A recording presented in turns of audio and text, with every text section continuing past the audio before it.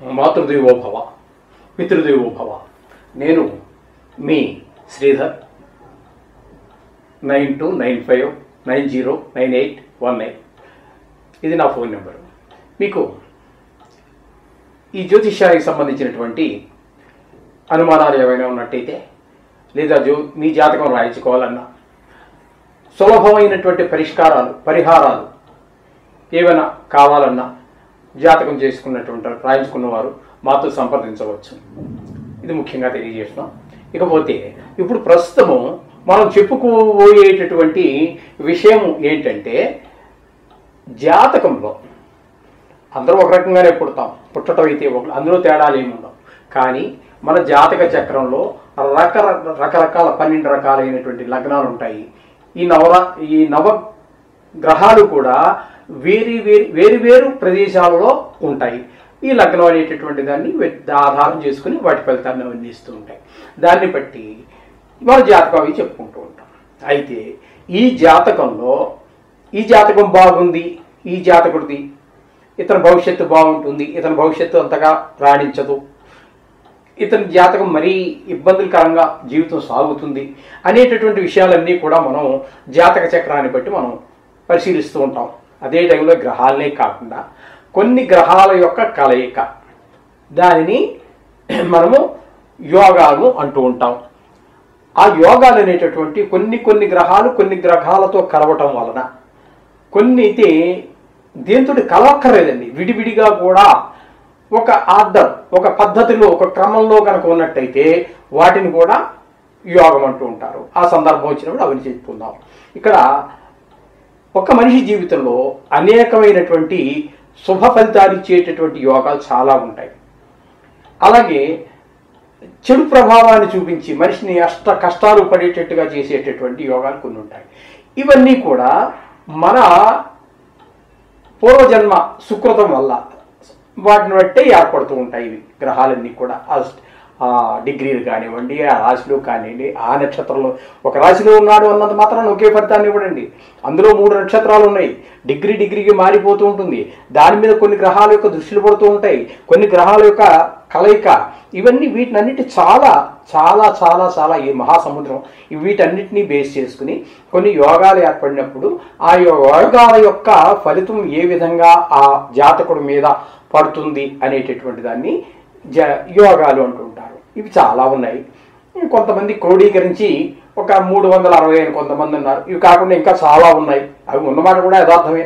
అంటే కొంతమంది ఇవన్నీ సేకరణ చేసి మనకు అందించినటువంటి మహానుభావులు చాలామంది ఉన్నారు. అందులో మనకి ఈ రకమైనటువంటి అందించినట్లో చాలామంది ఉన్నారు. అటువంటి వాటి గురించి మనం ఇప్పుడు మనిషికి సుఖాన్నిచ్చేటటువంటివి చెప్పుకుందాం, కష్టాలు కలిగించేటటువంటి యోగాల గురించి మనం చెప్పుకుందాం. అయితే ప్రథమంగా శుభప్రదమైనటువంటి ఫలితాన్ని ఇచ్చేటటువంటి యోగాల గురించి మనం చెప్పుకునే ప్రయత్నం చేద్దాం. అందులో ముఖ్యంగా పంచమహాపురుష యోగాలు అంటారు. అంటే 5 పంచ అంటే మీకు తెలుసు కదండి, మహాపురుష యోగాలు. మహాపురుష అంటే గొప్పవాళ్ళు అని అర్థమే ఉంది.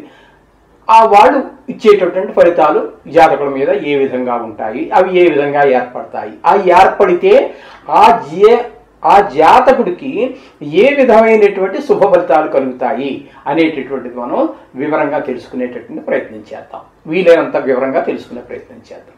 ఇందులో నవగ్రహాలు కదండి, తెలుసుగా ఆ విషయం మీకు. ఈ నవగ్రహాలలో సూర్యుడికి చంద్రుడికి ఏ విధమైనటువంటి యోగాలు, వాళ్ళు స్వతహాగా ఉన్నటువంటి యోగాలు, ఇక ప్రత్యేకించి యోగాలు అంటూ వాళ్ళతో చెప్పబడలేదు. ఉన్నాయి, కానీ వాళ్ళు బేస్ చేసి కూడా చాలా ఉన్నాయి. వాళ్ళు వెనకాల ఉండటం, ముందు ఉండటం, ఇవన్నీ ఉన్నాయి, లేకుండా లేదు. అయితే ఈ పంచమహాపురుష యోగాల్లో మాత్రము ఇక్కడ రవి చంద్రుడిని ఇద్దరిని వదిలిపెట్టండి.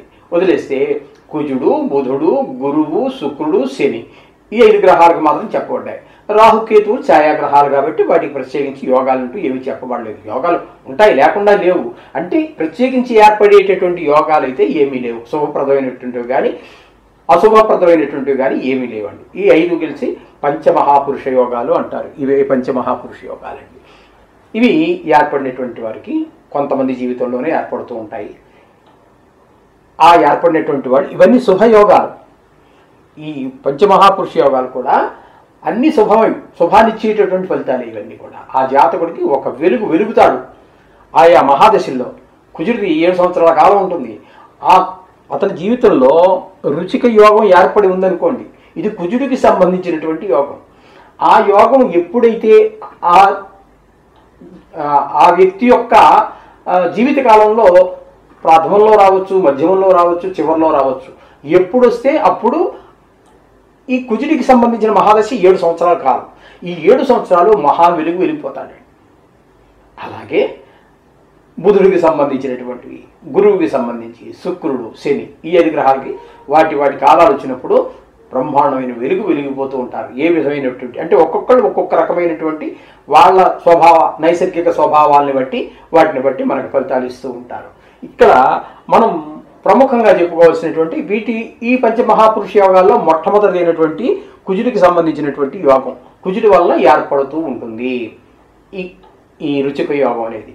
కేంద్రములలో ఉన్నప్పుడు మాత్రమే, లగ్నం నుంచి, దీనికి ప్రమాణం ఏంటి అంటే లగ్నం, ఈ 12 రాశుల్లో ఏ లగ్నం అయినా కావచ్చు. ఈ 12 రాశుల్లో ఏ లగ్నం అయితే ఉందో ఆ లగ్నం నుంచి కేంద్ర స్థానాలలో కుజుడు ఉంటే ఇది ఏర్పడుతుంది. ఇది లగ్నం అనుకుందాం. ఉదాహరణకి మనం లగ్నాన్ని ఇలా పెట్టుకొని ఇలా గుర్తుపెట్టుకుంటూ ఉంటాం మనం. ఓకే అండి. ఈ లగ్నానికి కేంద్ర స్థానాలు, కేంద్ర స్థానం అంటే ఏంటి, ఏమి ఉన్నాయి మనకి, 1, 4, 7, 10 ఈ స్థానాలు. అంటే ఇక్కడి నుంచి మీరు 4వ స్థానం ఏదవుతుంది, 1, 2, ఇది కూడా కలుపుకోవాలి లగ్నం కూడా, 1, 2, 3, 4 ఏమండి, ఇది 1. ఇక 7 దీని నుంచి అంటే 4, 5, 6, 7, 10 ఇక్కడి నుంచి 8, 9, 10 ఏమండి. ఈ 4 స్థానాలని కేంద్ర స్థానాలు అంటారు. ఈ లగ్నం అనేటటువంటిది కేవలము లగ్నమే కాదు, లగ్నంగాను కోణంగాను కూడా తీసుకోవాల్సి ఉంటుంది. అది లగ్నంగాను తీసుకోవచ్చు, కోణంగాను తీసుకోవచ్చు. లగ్నం అనేటటువంటిది ఎవరికైనా కొన్ని రాబోయేటటువంటి కొన్ని యోగాలలో కేంద్రంలోనూ కోణంలోనూ కూడా ఏర్పడుతూ ఉంటుంది. అటువంటి సందర్భాల్లో కూడా మనకి దీన్ని కోణంగా తీసుకోవచ్చు, కేంద్రంగానే తీసుకోవచ్చు, కోణంగానే తీసుకోవచ్చు. ఇప్పుడు ఈ లగ్నం నుంచి కుజుడు ఇక్కడ ఉన్నాడు అనుకోండి, కుజుడు ఇక్కడ ఉన్నట్టయితే ఇది మనకి రుచిక అదే ఇది అంత మాత్రం చేత ఇది మీకు ఏర్పడదు, ఇది రుచిక యోగం ఏర్పడదు. ఈ కేంద్ర స్థానం ఏదైతే ఉందని అనుకున్నామో ఆ కేంద్ర స్థానం తప్పకుండా ఆ కుజుడికి స్వస్థానం అని అయి ఉండాలి, ఉచ్చస్థానం అని అయి ఉండాలి. ఇది ఇప్పుడు ఇది 4వ స్థానం కేంద్రం అయితే అయింది, కానీ ఇది దీనికి స్వస్థానమా కాదు, ఉచ్చస్థానమా కాదు. కాబట్టి ఇది మీకు రుచిక యోగము కాదు అండి. ఇది 7వ స్థానం, ఇది ఇక్కడ ఉన్నాడు అనుకుందాం, ఇది కూడా రుచిక యోగము కాదు. ఎందుకని, ఇది స్వస్థానం కాదు, ఉచ్చస్థానము కాదు ఏమండి.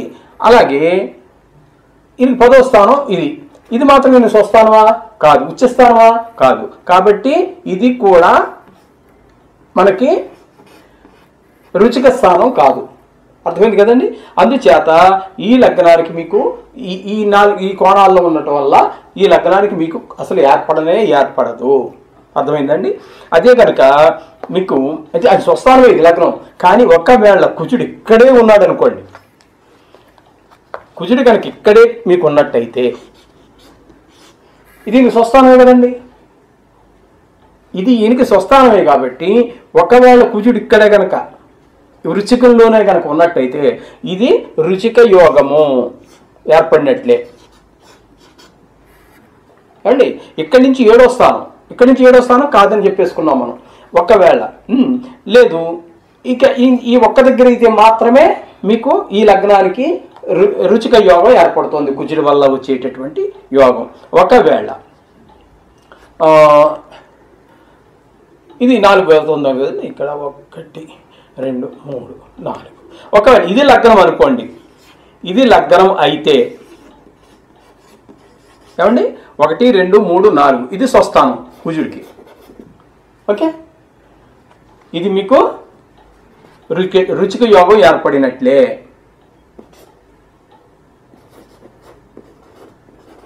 ఏమండి ఇప్పుడు కుజుడికి ఉచ్చస్థానం ఎక్కడండి? ఇదే మకరమే ఉచ్చస్థానం. కాబట్టి ఇక్కడే కనుక కుజుడు ఉన్నాడు అనుకోండి, లగ్నంలోనే కుజుడు ఉన్నాడు, అది ఈయనకు ఉచ్చస్థానం కూడా. లగ్నంలో ఉన్న కుజుడు ఉంటే మీకు రుచిక యోగం ఏర్పడుతోంది. ఇది ఉచ్చస్థానం కాబట్టి ఇక్కడున్నా కూడా మరింత బలంగా ఏర్పడుతోంది. అర్థమైందండి? ఇక్కడ మీకు రుచిక యోగం ఏర్పడుతోంది. మిగతాది ఇంకెక్కడ ఉన్నప్పటికీ కూడా మళ్ళీ 7వ స్థానంలో కుజుడు ఉన్నాడు అనుకోండి, ఇది ఇక్కడ ఉన్నాడు అనుకో, దీని నుంచి 7వ స్థానం ఏమవుతుందండి? కర్కాటకం అవుతుంది. ఇక్కడ కనుక ఉన్నట్టయితే ఇది కూడా మీకు 7వ స్థానంలో నీచ అయినప్పటికీ కూడా అంత బలంగా ఉండదు, కానీ మొత్తం మీద రుచిక స్థానం ఏర్పడుతుంది. అలాగే 10వ స్థానం అంటే ఇక్కడ 1 2 3 4 5 6 7 8 9 10 ఏమండి, ఇక్కడ కుజుడు ఉన్నాడు అనుకోండి 10వ స్థానంలో. 10వ స్థానం కూడా మరి కేంద్రమే కదండి. అందుచేత కుజుడు ఇక్కడ ఉంటే కూడా మీకు రుచిక యోగం ఏర్పడినట్టే. అర్థమైంది కదండి? ఇక్కడ మీకు ఇక్కడ లేదు, ఇక్కడ ఏర్పడలేదు, ఇక్కడ మాత్రం మనం టిక్కులు పెట్టుకున్నాం కదండి. ఆ టిక్కులు పెట్టుకున్న దగ్గర రుచిక యోగం ఏర్పడినట్లే. రైట్ టిక్ పెట్టుకున్న దగ్గర ఈ విధంగా మనకి ఈ రుచిక యోగం అనేటటువంటిది అనేక మందిలో ఏర్పడుతూ ఉంటుంది. కొంతమందిలో కొన్ని పంచమహాపురుష యోగాల్లో అందరికీ ఏర్పడవండి, ఇవి కూడా కొంతమందికి ఏర్పడుతూ ఉంటాయి. అయితే ఈ రుచిక యోగం అనేటటువంటిది శుభప్రదమైన ఫలితాలు ఇస్తుందా, అశుభ ఫలితాలు ఇస్తూ ఉంటుందా అనేది మనం తెలుసుకోవాలి. చాలా శుభ ఫలితాలు ఇస్తుందండి ఇది. ఈ పంచమహాపురుష యోగాలన్నీ కూడా జాతకుడికి శుభప్రదమైనటువంటి ఫలితాలే ఇస్తాయి. అంటే ఇక్కడ ఈ రుచిక యోగం ఏర్పడినటువంటి వాళ్ళకి వీళ్ళు సామాన్యంగా ఒక మంచి రాజకీయాల్లో రాణించటం ఉంటుంది, గృహము ఇట్లాంటివన్నీ ఏర్పడి ఉంటుంది, మంచి పౌరుషంగా ఉంటారు మనుషులు, 10 మందికి ఆశ్రయం ఇచ్చేటట్టుగా ఉంటారు, ఈ విధమైనటువంటి స్వభావం అంతా ఉంటుంది. అదే కాకుండా వీటన్నిటిలో కూడా ఈ రుచిక యోగం కుజుడి వల్ల ఏర్పడినటువంటిది ఏదైతే ఉందో అది 10వ స్థానం అయితే మరీ బలమైనటువంటిది అవుతుందండి. ఇప్పుడు మనం చెప్పుకున్నాం కదా, 4లో ఉచ్చలో లేదా 7లో చెప్పుకున్నాం కదా లగ్నంలో. వీటన్నిటికంటే కూడా 10వ స్థానంలో ఉన్నట్టయితే కుజుడు ఆ ఏర్పడినటువంటి రుచిక యోగం చాలా బలమైనటువంటిది అయి ఉంటుంది. మనకి శాస్త్రం కూడా ఏం చెప్తోంది అన్నట్టయితే ఇక్కడ కుజుడు గురించి మనకి దశమే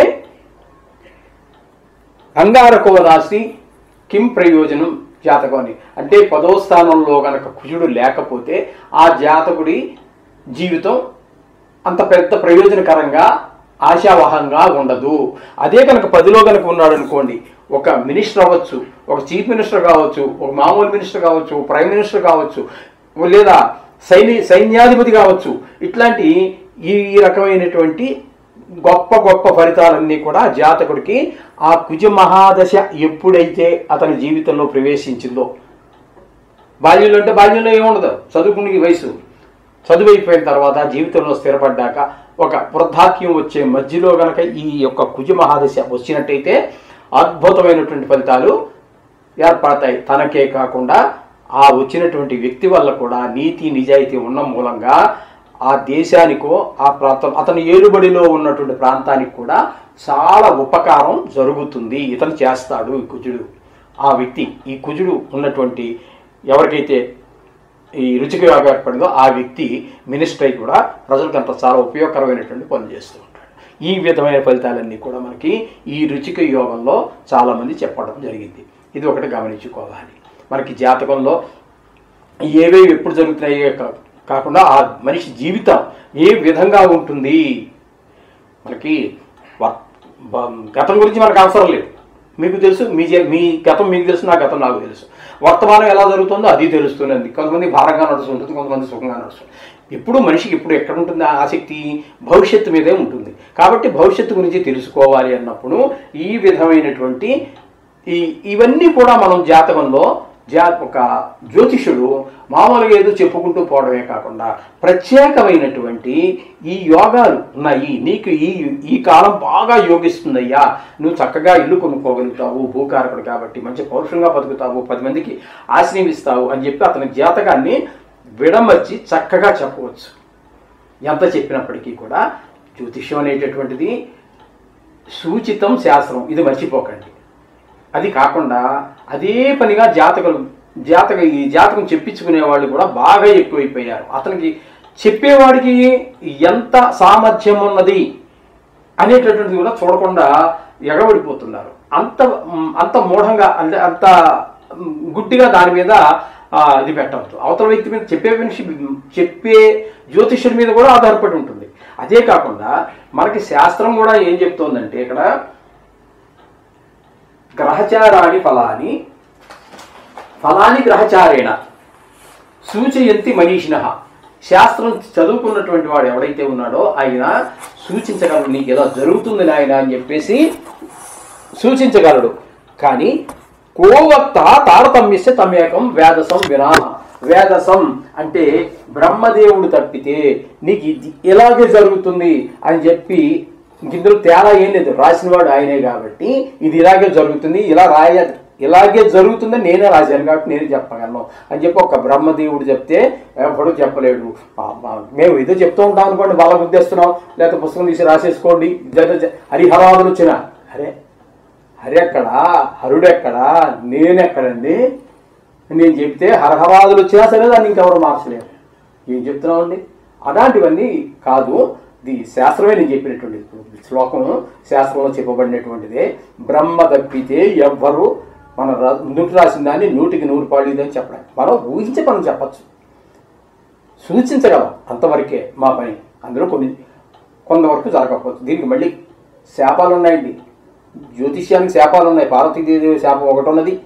నారదుడు అని చెప్పేసి ఆయన ఒకడు ఉన్నాడు, కాళిదాసు అని ఒక నారదుడు, కాళిదాసు అంటే కవి కాళిదాసు కాదండి, ఆ కాళిదాసు గారు వేరు.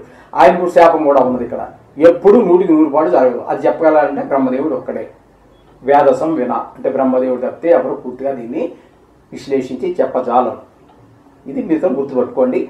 మంచివన్నీ మనం చెప్తాము, చదువుకున్న వాళ్ళు చెప్తారు. మరి చదువుకున్న వాళ్ళు అందరూ గొప్పవాళ్ళే కదండి. వాళ్ళు ఊరికే చదువుకున్నారా? వాళ్ళు ఏంటంటే మీ భవిష్యత్తుని మీకు తెలియపరచడం కోసం, మీరు ఏమి ఫర్దర్ స్టెప్ అంటే తర్వాత జీవితాన్ని ఏ విధంగా మలుచుకోవాలి, ఏ టైంలో నేను బాగుపడతాను, ఏ టైంలో బాగుపడను, ఏ టైంలో నా ఆరోగ్యం బాగుంటుంది, ఏ టైంలో ఇల్లు కట్టుకుంటాను, అసలు నేను కట్టుకోగలనా లేదా, నా జీవితం అంతా ఇలా భారంగానే జరుగుతుందా, లేకపోతే నా జీవితం అంతా ఇలాగే ఉల్లాసంగా జరుగుతుందా అనే ఉద్దేశం నీకు వచ్చిందనుకోండి, ఇలాగే జరుగుతుందనే ఉద్దేశం, మొత్తం డబ్బులన్నీ ఖతం చేసేస్తాం, డబ్బులన్నీ ఖర్చు పెట్టేస్తాం. తర్వాత మళ్ళీ ఏ దేవుడు కాపాడు. అందుచేత ఈ జ్యోతిష్యం తెలుసుకోవడం చాలా అవసరం. ఆ తెలుసుకుని దాని తదనుగుణంగా మన ప్రవర్తన మార్చుకోవాల్సి ఉంటుంది. ఈ విధంగా చేసినట్టయితే మనకి ఈ పంచమహాపురుష యోగాలు ఏంటండి, ఏ పురుష యోగాలైనా మంచిగా ఉంటాయి, చెడ్డు ఉంటాయి. చెడ్డు వచ్చినప్పుడు కూడా మేము క్లియర్గా చెప్తాం, ఈ విధమైన అరిష్టం జరగబోతోంది కాబట్టి అప్పుడు చాలా జాగ్రత్తగా ఉండాలి. మీరు ఎప్పుడు జాగ్రత్తగానే ఉంటారు, కానీ అది తెలియడం ద్వారా మరింత జాగ్రత్త పడడానికి కొన్ని అవకాశాలు